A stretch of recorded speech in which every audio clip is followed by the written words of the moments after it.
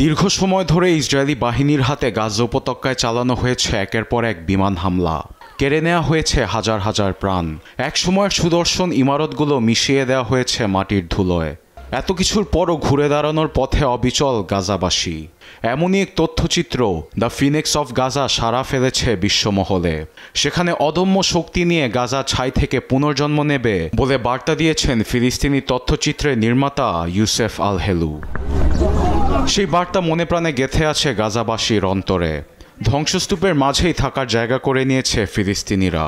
খোলা আকাশের নিচে নিজ মাতৃভূমির বুকে তাঁবু গেড়ে করছে জীবনযাপন। এদিকে গাজাকে মানচিত্র থেকে মুছে দিতে আপ্রাণ চেষ্টা চালাচ্ছে ইসরায়েল। পবিত্র রমজান মাসে ত্রাণ ট্রাক ও বিদ্যুৎ সরবরাহ বন্ধ করে খেলছে নোংরা খেলা। যুদ্ধবিরতির পরও উপত্যকায় হত্যা চালিয়ে চুক্তিভঙ্গ করছে অসংখ্যবার।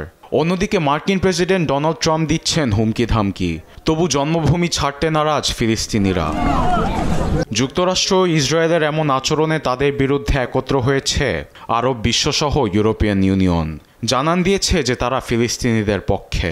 গাজা পুনর্গঠনে মিশরের দেয়া $53 বিলিয়ন প্রস্তাবে সমর্থন দিয়েছে ওআইসি ও ইইউ নেতারা।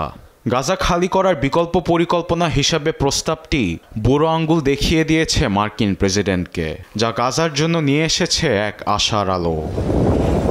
আরবেদ আফসার, নিউজ ডেস্ক, দেশ টিভি।